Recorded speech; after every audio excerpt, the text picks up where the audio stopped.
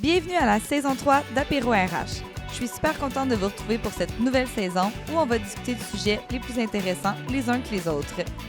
Le podcast est présenté par Wavency, la SDC District Central et mon événement. Bonne écoute! Allô? Allô! Ça va? Oui, on est déjà au troisième sujet de Apéro RH saison 3, troisième sujet saison 3.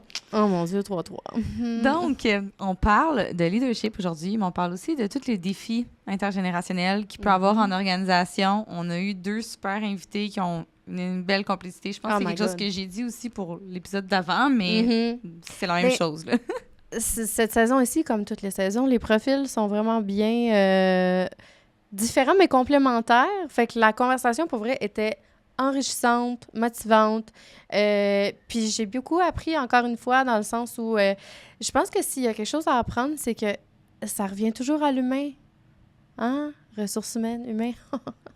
C'est wouhou! Mais pour vrai, gang, écoutez l'épisode jusqu'à la fin parce que les invités donnent des trucs, donnent des conseils, puis aussi soulèvent des points. Là, fait qu'on est allé dans plusieurs directions, mais tout ça reste super, super, super intéressant. Donc, bonne écoute! Bye bye! On voulait aussi dire un gros merci à la SDC District Central pour présenter cet épisode-là, ainsi que Wavency et More événements. Merci! Bonjour tout le monde, j'espère que vous allez bien. On est super excités de vous retrouver aujourd'hui pour un nouvel épisode d'Apéro RH. Oui. De quoi qu'on parle aujourd'hui, Myra? Un sujet qui a tellement de différents sujets dedans. On parle du leadership, mais surtout des générations. Sur le marché du travail, on a des superbes personnes, des super beaux profils. Et ça va être super intéressant. Il y a le mot « super » plusieurs fois là-dedans. Oui, c'est un sujet qu'on avait hâte de parler parce que j'ai déjà entendu un conférencier, j'aurais dû aller vérifier son nom aujourd'hui parce que moi, les noms, c'est un petit peu plus difficile, j'oublie tout le temps, que j'avais entendu parler des différences générationnelles dans le milieu du travail, puis j'avais trouvé ça tellement intéressant aussi de se rendre compte à quel point il y avait des différences, puis il y avait aussi des inégalités qui sont en train de se creuser tranquillement, pas vite également par rapport à la réalité de ce que les jeunes veulent, par rapport à la réalité des gens qui sont depuis longtemps en emploi également. Donc, on va aborder un peu plein de choses aujourd'hui avant de commencer. Oui, c'est ça. Mais avant de commencer, j'aimerais ça que nos invités se présentent. Donc, je vais y aller avec Dani. Je te laisse te présenter. Bien, bonjour tout le monde. Alors, mon nom est Dani Lesiège. Pardon. Je suis une baby boomer. On va commencer raide. C'est pas négatif, des baby boomers. Mais non, c'est ça, mais il peut y avoir une connotation négative. Mais tout ça pour dire que j'ai œuvré en entreprise là, pendant un certain temps. J'ai fait carrière principalement chez Bell Canada, où le dernier poste que j'occupais était celui de vice-présidente des magasins de La Source, 430 magasins à travers le Canada. Alors, ça a été une des chances que j'ai eues dans ma vie de justement travailler au niveau du commerce de détail, puisque j'ai toujours été entourée de beaucoup plus jeunes que moi. Alors, ça a été vraiment super. Et après ça, j'ai eu une deuxième carrière. Je voulais aussi œuvrer du côté PME, puisque j'avais fait principalement du côté de la grande entreprise. Alors, j'ai travaillé chez Bon Look, les lunetteries Bon Look, que j'ai quitté il n'y a pas très longtemps. Et là, aujourd'hui, je démarre ma pratique en mentorat et coaching en entreprise. Félicitations! Merci. Dominique. Super. Moi, je m'appelle Dominique Daou. Je suis coordonnateur au service... Je m'appelle Dominique Daou, encore une fois. Je suis coordonnateur au service d'employabilité et conseiller d'orientation chez Objectif Emploi, un des partenaires du district qui est partenaire aussi de la présente entreprise. Donc, ma carrière, ça a été beaucoup... en fait, je me suis beaucoup promené avant de me rendre en employabilité. J'avais fait... formation paramédic, j'ai travaillé comme facteur chez Post Canada. Puis finalement, comme un peu beaucoup de conseillers, je me suis ramassé à vouloir conseiller les autres parce que j'étais perdu moi-même. J'adore le profil ultra atypique. Écoute, Très cool. Et c'est étrangement beaucoup de même, mais ce qui m'a mené beaucoup aux entreprises d'insertion en emploi. Finalement dans le milieu scolaire. D'abord le milieu collégial, ensuite le milieu de l'éducation aux adultes et finalement je suis revenu au communautaire, donc où je travaille présentement. Merci. Formidable. Avant qu'on commence officiellement avec nos questions qu'on a préparées aujourd'hui, j'aimerais peut-être ça qu'on se fasse un petit aide-mémoire de se rappeler les différentes générations. Oh oui, Dani parce a que proposé c'est d'entrer le large. jeu. Parce que là, bon, quelle année, Baby Boomer, quelle année, Gen Z, Millennial. Donc, je sais pas, Dani, si tu pourrais juste commencer. Est-ce que oui, tu veux le faire? Oui, toi, on ou je pourrait... le fais, là? Écoutez, moi, je suis allée même pour m'assurer d'avoir la bonne définition, là, quoique je déteste un peu catégoriser les gens, je vais vous avouer, d'emblée. Mais c'est plus pour s'aider aujourd'hui quand on dit Gen Z, que absolument. Les gens ne pensent pas que c'est 50 ans et plus. Non, c'est ça, exactement. Alors, si on commence par les plus jeunes, les Gen Z, là, c'est vraiment les gens qui ont entre 9 et 24 ans. Alors, donc, pas vraiment personne ici. Puis en bas de 9 ans, là, c'est sûr qu'ils ne sont pas sur le marché du travail. En bas de 9 ans, ce sont des alphas. Oui, c'est ça. Eux, ils vont devenir des alphas. Là, puis eux, ils vont naître avec l'intelligence artificielle. Hein, fait que ça va être vraiment quelque chose. Ça va être intéressant. Ils vont avoir un autre type de vie, là, vraiment très différent à cause de ça, certainement. Ensuite de ça, il y a les millennials, les milléniaux, alors qu'on appelle la génération Y aussi. Alors, ce sont les 25-40 ans. Oh! Alors, ça serait peut-être vous autres. Ça, est-ce que c'est nous? Un peu plus. OK, ça, je le dis, c'est moi, sans déclarer notre âge. Est-ce qu'on peut dire quel âge on a sur ce podcast? Est-ce que c'est âgiste? OK, on ne dira pas, il me regarde toute croche. Comme vous voulez, là, ça fait plaisir. Ensuite de ça, il y a les X, OK? La génération des X qui a en fait 41 à 55 ans. Et après ça, ce sont les baby boomers, alors donc 56 à 75 ans. Et puis après ça, il y avait la génération de l'entre-deux-guerres. Alors ça, c'est comme nos grands-parents, dans le fond. Ma mère, à moi, entre autres. Entre 76 et 93 ans. Et Jeannette Bertrand se retrouverait dans la génération grandiose, les 94 ans, 94 ans et plus. Alors, ils appelaient ça la génération grandiose. C'est cute, hein? C'est une belle, en tout cas, un beau qualificatif pour nos aïeuls. Nos aïeuls. J'aime bien ça. C'est très coloré. Pour le ça donne de bonnes références. Quand on va parler de certaines générations, c'est le fun de pouvoir les situer là, en termes d'âge. Je suis curieuse de savoir, Dominique, ta perception des différentes générations actuellement sur le marché du travail à partir de Gen Z, là, parce qu'on s'entend qu'Alpha, ils ne sont pas encore, là, du moins. C'est ça, avec l'intelligence artificielle, on ne le sait pas trop, mais je suis curieuse d'avoir ta perception, justement, en ce moment, en 2024. Comment tu vois ça sur le marché du travail, les différentes générations? C'est une grosse question, là, mais... Oui, c'est ça que j'allais dire. C'est quand même une grosse question. Mais il faut d'abord savoir que les générations, c'est en fait un groupement de gens qui ont vécu à peu près les mêmes contextes historiques, social, économique, politique. Donc, c'est des gens qui ont vécu à peu près le même sorte de développement dans leur vision du monde, dans leur fonctionnement. Donc, c'est sûr, c'est pas tout le monde qui est dans le même bateau, ça on se souvient toujours, mais reste que, sachant ça, on sait mieux c'est quoi les forces de ces personnes-là, on sait mieux c'est quoi les besoins de ces personnes-là. Fait qu'aujourd'hui, ce qu'on peut voir, avec justement ces différentes tranches d'âge-là, c'est que peu à peu, les baby boomers commencent à sortir de plus en plus du marché du travail. Ce que ça fait, en fait, c'est que les baby boomers vont porter de plus en plus le rôle de mentor, le rôle de formateur. Et, Mon Dieu, c'est à propos, Dani. Oui, oui. Ben oui, définitivement. Très pertinent. Très pertinent. Et même dans les cas où il n'y a pas nécessairement une relève développée pour certains milieux, on va voir des baby boomers soit partir en départ progressif, soit revenir de la retraite. Puis ça fait quand même une instabilité un peu dans le milieu du travail. Ça, en plus, avec les nouvelles technologies que les baby boomers n'ont jamais été exposés. Ça, on s'entend que c'est une difficulté quand tu n'as pas la base pour pour bien savoir comment fonctionnent les nouvelles technologies. Si tu n'as jamais vécu avec, il faut que tu apprennes. Il faut que tu apprennes constamment. Puis ça peut être un gros défi s'il n'y a pas un support constant au niveau de l'entreprise. L'autre côté, les générations plus jeunes qui viennent s'installer de plus en plus, ils arrivent souvent avec des formations, avec beaucoup de théorie, mais pas nécessairement de pratique. Donc, c'est là qu'on voit la part des différentes générations pour aider les nouveaux à s'intégrer. Mais quelque chose qui est sûr, c'est qu'eux, ils ont toute une base en technologie. Ils ont toute une base déjà solide, ils ont une idée comment ça fonctionne. C'est plus rare ceux qui n'ont jamais touché à la technologie. Donc, c'est sûr qu'ils arrivent avec une expertise de plus qui fait que cette intégration-là est plus facile pour eux. Mais au contraire, ça met de la pression pour les générations un peu plus vieilles qui ont plus de difficultés des fois à suivre toutes les nouvelles tendances. Ce serait ma vision. Puis qu'est-ce que tu en as par technologie, là, jusque... Par exemple, PowerPoint, Excel, ça part de PowerPoint, cellulaire. la suite Microsoft, effectivement. OK.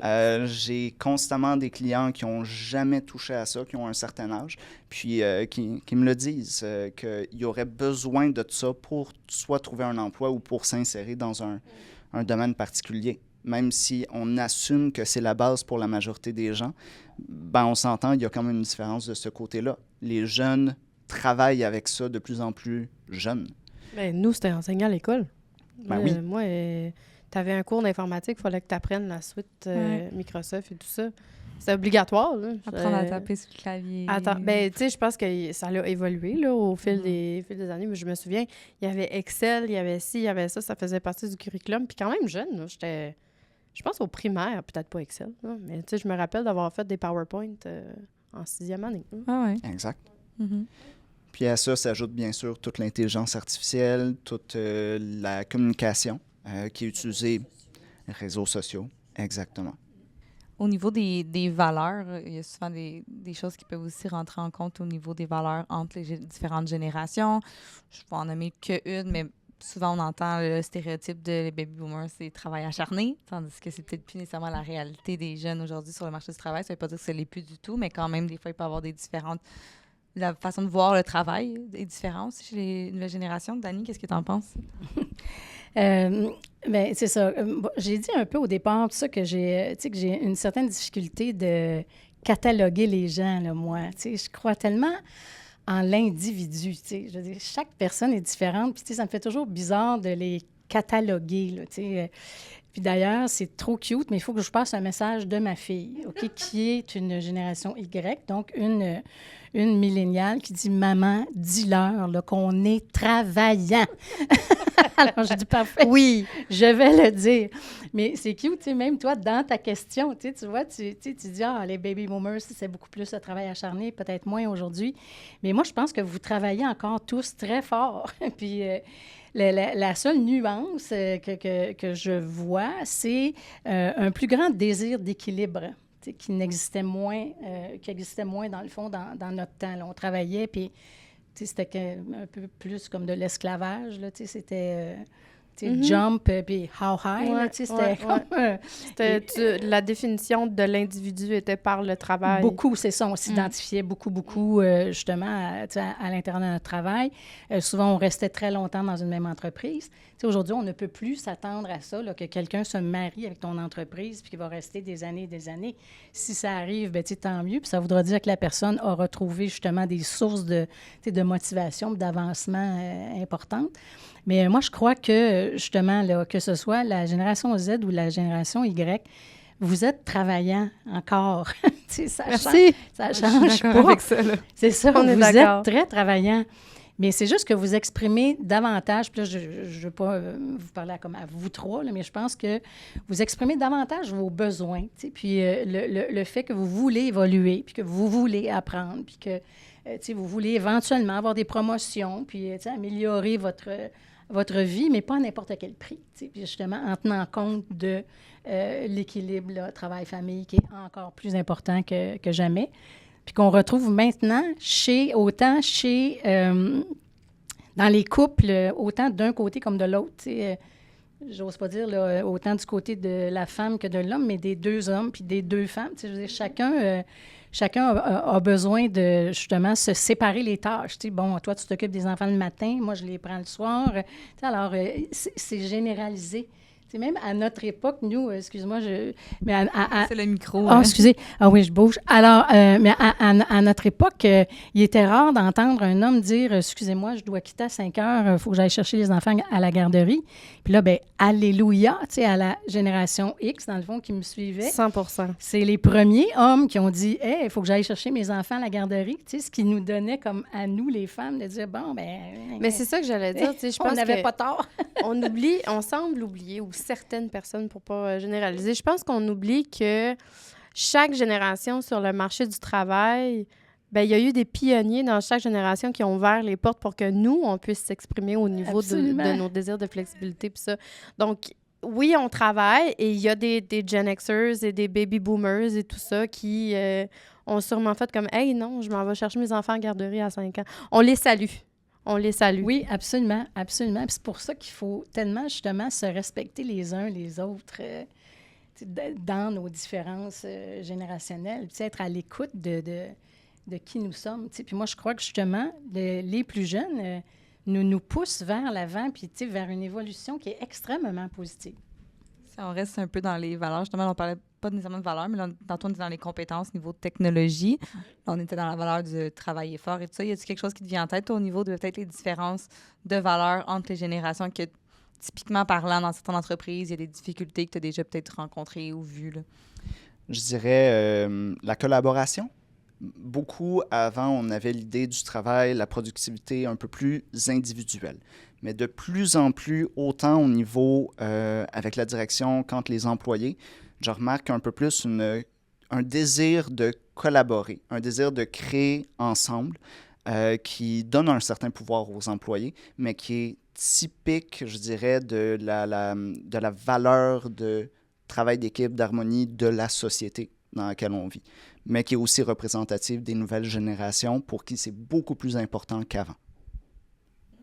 J'aime cette réponse. C'est très, très clair. Très, très clair. Est-ce que vous trouvez que les styles de travail ou les façons d'opérer, par votre expérience, comment est-ce que ça a été adapté? Comment est-ce que ça a changé dans le day-to-day au niveau de, oui, l'individu, mais au niveau de travail d'équipe aussi? Comment est-ce que vous voyez les générations qui travaillent ensemble? Comment ils se sont adaptés? Avez-vous des exemples? Je vais commencer avec Dominique, puis après... J'allais référer à Denis. Ah, ben là! J'allais prendre le relais après. C'est bon. Mais moi, je pense que les entreprises qui ont le plus de succès sont les entreprises qui, justement, tiennent compte de ça. Puis qui comprennent qu'ils doivent personnaliser leur approche face aux différents types de personnes. Puis je dirais pas aux différents types de générations parce que c'est même pas une affaire générationnelle. Je lisais un article, entre autres, où ils ont fait des recherches sur les attentes des gens face au travail. Puis à travers toutes les générations dont on a parlé, tout ça, ça change pas tant que ça, là. Tu sais, tout le monde veut se sentir valorisé, tout le monde veut sentir qu'il a les compétences pour faire le travail, qu'il s'entend bien avec son patron, puis qu'il y a un certain équilibre. Tu sais, fait que c'est vraiment étonnant. Puis ça disait que, justement, les attentes face au travail sont beaucoup plus reliées aux situations personnelles. Tu sais, j'ai 2 enfants, bon, ben là, j'ai besoin de quitter à 5 heures parce qu'il faut que j'aille les chercher à la garderie. Ou, tu sais, on vient de s'acheter une maison, on a une hypothèque à payer. Et là, bon, on est prêt à travailler plus fort parce que ça nous prend plus d'argent. Tu sais, comprenez-vous? C'est comme plus relié à l'individu, dans le fond, qu'une description générationnelle. Comme si la balance entre les différentes sphères de vie est un petit peu plus complexe qu'avant. Puis on voit vraiment le besoin qui monte de pouvoir gérer tout en même temps. Absolument. Absolument. Ça semble être, en fait, une opportunité ou peut-être plus une plateforme à la transparence. T'sais, avant, je pense qu'on ne donnait pas cette plateforme-là nécessairement, que ce soit à l'homme de la maison, par exemple, pour pas être sexiste, là, mais dans le fond, je pense qu'il y a une plateforme pour s'affirmer, comme tu disais tantôt, Dani, mais aussi des opportunités de se faire écouter. Hein? Parce qu'avant, on ne mesurait même pas là, l'expérience employée, puis maintenant, c'est... La source de plusieurs de nos épisodes de podcast qui revient, l'expérience employée. Très important. Mais c'est super intéressant. Mais je serais curieuse de voir, en fait, si... tu sais, pas curieuse de voir, mais d'entendre, est-ce que vous avez des conseils Puis là, ça, c'était pas dans les questions. Niveau communication, c'était notre prochaine question, justement. D'accord, on passe à la prochaine. D'écoute, mais je trouve que ça fait un lien avec la communication parce que communiquer à quelqu'un de, mettons, 25 ans, c'est pas la même façon que de communiquer avec quelqu'un non plus qui est 55 ans, par exemple. Donc, l'aspect générationnel avec la communication, avez-vous des conseils là-dessus? Oui. Vas-y, Dani. C'est un peu ça ta question, Myra? Oui, c'était ça. Oui, c'est ça. Mais encore une fois, je dirais la personnalisation, OK? Dans le sens où c'est justement de l'écoute, puis un dialogue à deux pour justement les établir, ces attentes-là. Puis nous, justement, chez Bell, puis je l'ai même importé à un moment donné chez Bon Look, mais on avait créé un genre de petite feuille qui disait « Mettez-y du cœur ». Puis là, on posait toutes les questions à l'employé. On lui disait de remplir cette feuille-là. Alors, par exemple, comment aimes-tu recevoir de la reconnaissance? Aimes-tu que ce soit en public ou en privé? Comment aimes-tu recevoir du feedback constructif? Le veux-tu en privé ou devant tout le monde? Alors, qu'est-ce qui t'allume, toi, au travail? C'est quoi tes ambitions? Qu'est-ce qui te frustre au travail? Alors, on avait établi un petit peu toutes ces choses-là. Alors, imaginez-vous le beau potentiel de discussion qu'on peut avoir. Le leader avec le membre de son équipe, puis tout ça, pour établir justement ces choses-là. Puis le leader, par la suite, prend ça en compte. Alors, quelqu'un qui a dit, moi, là, ça me fait plaisir que tu dises devant tout le monde que je suis bonne. Bon, bien, parfait. Cette personne-là, tu l'adresses comme ça. Puis l'autre qui dit, non, moi, pas en public, là, j'ai dit ça me gêne, j'aime mieux que tu me le dises à part. Bien, c'est à toi, au leader, de s'adapter justement aux différents besoins de ses employés. Alors, en tout cas, moi, c'est le premier conseil que je donnerais, c'est de allez-y avec les attentes. Puis, et tout ça aussi sans jugement. Parce que ça, c'est cute. Tu disais tout à l'heure que justement, tu as beaucoup de gens que tu essaies de placer, puis tout ça, plus âgés, qui ont des difficultés au point de vue technologique. Mais ça ne veut pas dire que c'est la même chose partout. Tu vois, moi, j'ai évolué dans le cellulaire. Là. Fait que moi, je suis techno-mom. J'en connais plus que mes enfants sur ces volets-là. Mais par contre, à un moment donné, j'ai eu à apprendre PowerPoint, puis Excel, puis ce sont des plus jeunes qui me l'ont montré. Là. Puis il n'y a pas de honte à ça, on s'entend-tu? Absolument. C'est ça. Ça donne comme ça. Là. Mais il faut comprendre que pour justement quelqu'un de plus âgé, ça peut être très épeurant. Ces choses-là, ces types de choses-là. Parce qu'ils ne se sentent pas forts là-dedans, là, ils se sentent... C'est sûr que j'ajouterais à ça, souvent, les personnes qui ont plus d'expérience, des fois, ils ont une image claire d'eux-mêmes au travail, ils ont une assurance que, justement, la nouvelle génération peut venir ébranler un peu. Mm-hmm. Donc, c'est sûr que ça peut jouer aussi là-dedans. Mais j'ajouterais un peu sur ce que tu dis juste avant, le fait que c'est pas tant de s'arrêter aux générations, mais de reconnaître que avoir une panoplie de générations dans le même espace de travail veut dire qu'il peut avoir peut-être une plus grande variété de besoins, de valeurs, de fonctionnement, qui fait que naturellement, il faut être plus à l'écoute. Parce que dans une entreprise, on va dire, où c'est tous des gens, par exemple, de la génération Y, il y a comme un peu des non-dits, des choses qu'on s'attend un petit peu plus. Mais dès que tu sors de ça un peu, tu peux plus t'attendre à ce que tout le monde fonctionne de la même manière. Et les mêmes attentes. Très pertinent. Ça. Absolument. Ça a un bon côté des choses, dans le sens que tout ce qui est... L'entreprise doit avoir comme beaucoup plus de, comment je pourrais dire, de plaisir, mais aussi au niveau décisionnel, je suis certaine d'avoir une personne de chaque génération à la table pour prendre une certaine décision d'entreprise. La décision est beaucoup plus intelligemment prise si la décision impacte monsieur, madame, tout le monde, que si c'est juste une certaine génération qui l'a pris, tout le monde ensemble. C'est la même chose que les DI, dans le fond, au final, un petit peu. Bien, merci d'en parler, parce que c'est exactement ça, c'en est de l'EDI, là, équité, diversité et inclusion. C'est intéressant parce que quand on parle de DI, on ne parle pas nécessairement d'âge. On ne parle pas de génération. Rarement. Ça résonne dans nos têtes plus sur l'orientation sexuelle, les ethnies, etc. Mais l'âge, c'est quelque chose. Tu parlais d'âgisme tout à l'heure. Ça peut devenir un enjeu de diversité, ça, si deux générations se confrontent puis ont de la difficulté à s'accepter juste parce que t'as pas le même âge, là, oups. Les préjugés sont déjà là, puis oui. on s'adapte pas. Absolument, oui. Ouais.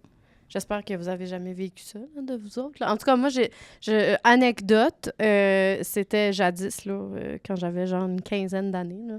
Mais un de mes premiers emplois, disons qu'être la petite jeune au travail, c'était une source d'explication pour quelques comportements, parce que là, je veux respecter, évidemment, là, l'anonymité et tout ça, mais il faut faire attention tant...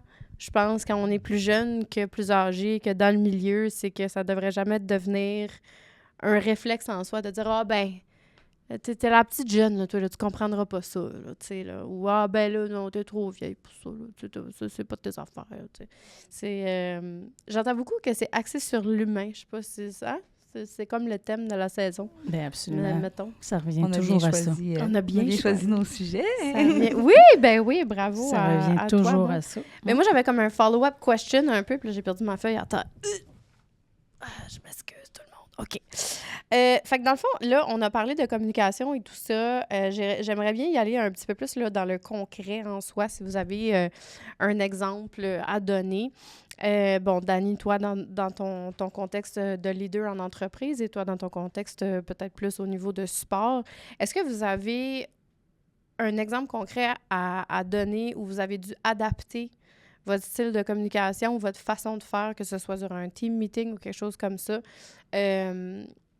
pour justement, sachant qu'il y avait plusieurs différentes générations, cultures, peu importe, comment est-ce que vous vous êtes adapté? Pour les gens qui nous écoutent, souvent, ils vont chercher, en fait, des ressources, des outils, des exemples pour s'identifier. Donc, ça, je pense que ça pourrait aider nos auditeurs. Bon, ben là, c'est à toi, Dominique. Je vais prendre parole. La parole est à toi. Sur le spot, là. C'est pas nécessairement une généralité. J'ai d'autres conseils plus généraux, mais c'est une situation qui s'est passée entre deux employés. Il y en avait un des deux qui était plus expérimenté, qui était bien assis dans son travail, puis un autre qui était nouveau, qui avait plein de bonnes idées, plein de volonté de coopération. Disons que ces deux-là étaient pas obligés, mais ils étaient invités à faire des séances de co-développement. Est-ce que vous êtes familier un peu le co-développement, comment ça fonctionne? Ben, plus ou moins, là, Okay. si tu peux... La différence entre un travail d'équipe et le co-développement, c'est que le co-développement, tu apportes un peu des enjeux que tu vis au travail, puis ensemble, on essaye de trouver un sens, de trouver des solutions, de se développer professionnellement dans le but que de devenir toujours le meilleur professionnel que possible, dont le travail est le mieux adapté que possible pour une personne. Donc, quand tu es en développement, il y a une certaine collaboration. Puis, il y a des attentes que les deux personnes apportent du sien aux rencontres.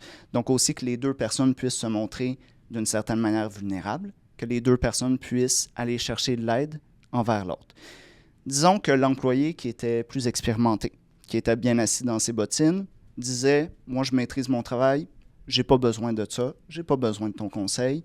Je suis là seulement pour te donner des conseils, pour te dire quoi faire. » Donc, on pense à l'employé qui était moins expérimenté, qui était d'une génération un peu plus jeune, beaucoup plus dans les valeurs de collaboration, de curiosité. Moins réticent au changement, un petit peu aussi. La réticence au changement aussi. Oui, il y a ça beaucoup. Mais disons que la personne plus jeune était beaucoup dans le pourquoi, dans la compréhension. Donc, c'est sûr que leurs deux manières ne fonctionnaient pas du tout ensemble. L'employé qui était plus jeune se sentait même rabaissé souvent dans ces rencontres-là. Donc, c'était très difficile pour ces deux personnes-là de collaborer quand ils étaient dans une posture où ils devaient collaborer. Au final, bon, on n'a pas trouvé une solution magique, mais le truc, c'était de soit faire le co-développement avec d'autres collègues que cette personne plus expérimentée-là, soit, lorsque les deux étaient obligés de travailler ensemble, d'avoir une troisième personne pour être comme tampon. Ah oui, carrément, hein? Carrément. Ça a été peut-être le plus gros conflit interpersonnel, intergénérationnel qu'on a eu dans mon expérience. Puis, vraiment, c'était juste d'avoir quelqu'un pour aider, d'autres sources d'aide, des fois, que juste ces deux personnes-là ensemble avec qui ça ne fonctionnait pas très bien. C'est fou quand on est dans la réticence et dans l'ego, Qu'est-ce que ça peut faire? C'est dommage pour ces deux personnes-là. Selon moi, une personne a manqué une opportunité et l'autre personne a manqué un autre type d'opportunité. On la salue.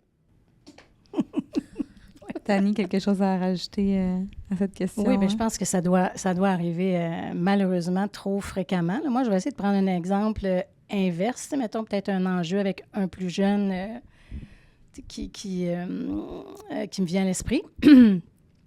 C'était justement un plus jeune qui reprochait à son leader plus vieux de ne pas comprendre ses états d'âme. Alors, tu sais, qui disait, moi, là, des fois, je viens au travail, puis, tu sais, ça me tente pas. Je me suis chicanée hier soir, tu sais, avec mon amoureux, tout ça, puis, tu sais, il faut me comprendre, puis... mais là, on est dans un monde où, tu sais, on doit servir des clients, là, tu sais. Alors, moi, à un moment donné, j'ai eu à avoir, tu sais, la conversation avec cette personne-là, puis, tu sais, de dire... écoute, on a une espèce d'entente là, de travail. T'sais, toi, tu travailles ici, tu nous donnes une prestation de travail, tu t'occupes des clients. Chaque client mérite d'être servi comme une rose fraîche le matin, là, comme si c'était le premier client du jour. Beau. Non, mais chaque client te mérite tout ton talent à toi à 100%, tu sais. Puis, moi, comme employeur, c'est bien intéressant, mais moi, ton salaire, il ne change jamais. Hein? Alors, que tu te sentes bien ou pas bien, moi, c'est cute, je paye toujours le même montant. Comment? C'est donc intéressant. Puis là, est-ce que tu es en train de me dire, dans le fond, que moi, je devrais aussi ajuster peut-être le salaire que je te donne en fonction de, tu sais, la fois où tu ne te sens pas bien puis ça te tente de juste en donner la moitié, je devrais-tu aussi... l'ajuster, la moitié, moi aussi, de mon côté, ton salaire, ça n'a pas été long, ça a comme flouk. Il y a eu il y a eu une compréhension, de situation. Une compréhension soudaine des enjeux. Tu sais, mais comprenez-vous, j'ai utilisé comme, tu sais, peut-être un exemple un petit peu extrême de ça, mais pour essayer de faire comprendre à la personne, tu sais, tu ne peux pas critiquer ton leader qui ne te comprend pas. Tu sais, c'était carrément une personne qui... justement, avait beaucoup d'état d'âme, là, tu sais, c'est 4 jours sur 5, là, tu sais. OK, c'était fréquent. Oui, c'était très, très, très fréquent, tu sais. Puis là, quelqu'un pourrait dire, « Ah, ces jeunes-là, tu sais, c'est ça, comment ils se sentent, puis, tu sais, quelqu'un pourrait critiquer dans ce sens-là, mais, tu sais, je le comprends très bien. Mais je pense que, tu sais, justement, entre générations, tout ça, puis entre relations, mettons, d'employeurs et, membres d'une équipe, c'est à se parler qu'on se comprend, là, puis je pense qu'on a encore le droit, peu importe de quelle génération on est, d'établir nos attentes, là, au travail, là. Puis, mais tu vois, je trouve ça super intéressant. Excuse-moi, Maud, tu allais dire quelque chose, mais je coupe. Mais je trouve que les deux générations sont ultra complémentaires dans cet exemple-là. Même si le outcome en soi est peut-être pas comme la personne qui vivait des émotions et des frustrations, peu importe. Parce que la génération est un petit peu plus cutthroat. Tu sais, là, je vois beaucoup d'anglicisme, la gang. Les gens sont habitués maintenant. Tu sais, c'est un petit peu plus... voici la réalité, voici le problème, voici la solution. Acceptes-tu ou tu n'acceptes pas? Puis si tu n'acceptes pas, trouvons-les puis passons à d'autres choses. Versus l'autre génération qui est peut-être, malheureusement, la réputation de la génération du plus jeune, si c'est ce que je pense, est justement reconnue pour étant genre « Ah, ouais. Mais mes émotions, ma vie, pauvre moi, empathie, flexibilité, adaptation. » Alors que là, un moment donné, là, hein, tu peux pas tirer l'élastique trop, me semble. Là. On a tous des problèmes, puis il faut tout s'adapter, puis ça reste un marché du travail. Je sais pas, je suis peut-être un peu trop intense aujourd'hui, mais j'aime ça. Complémentarité des générations. Mais je pense que c'est ça, c'est vraiment... c'est parce que j'ai vu des jeunes leaders se laisser prendre là-dedans et dire oui, mais ça, c'est trop cute. Là, mettons un jeune leader de 30 ans qui critique là, les Z, là, les plus jeunes. Et, moi, je regarde ça aller puis je me dis c'est trop cute. Là, eux autres, ils ont juste comme, je sais pas moi, 7 ans de différence. Puis là, c'est comme c'est tellement vrai. C'était un écart épouvantable. Puis moi, c'est fou. Il me semble que je m'adapte aux deux, là, mais en tout cas, les deux ensemble, je trouve que c'est problématique. Mais c'est qu'il faut éviter de se dire, ils sont devenus comme ça, les jeunes. on peut rien faire, tu sais, excuse me, là, je veux dire, tout le monde est brillant là, autour de la table, tu sais, on est capable de se comprendre, puis de faire un beau partage, même si de base, on n'a pas nécessairement les mêmes valeurs, là, on est vraiment capable de se rejoindre. Puis il faut dire que en tant que gestionnaire, en tant que leader, ça peut être difficile, par contre, de soit prendre le temps d'écouter, soit d'essayer réellement de comprendre ce qui se passe. Ça prend de l'énergie psychologiquement, ça prend du temps que tu n'as peut-être pas dans ce monde de travail qui bouge à une vitesse ahurissante. Tu as ta vie aussi en tant que leader. Je veux dire, toi aussi, tu vis Totalement. des affaires. Là, t'sais. Totalement. Voilà, c'est ce qui conclut la première partie. La deuxième partie sera disponible dès la semaine prochaine. Reste à l'affût pour ne pas manquer la suite.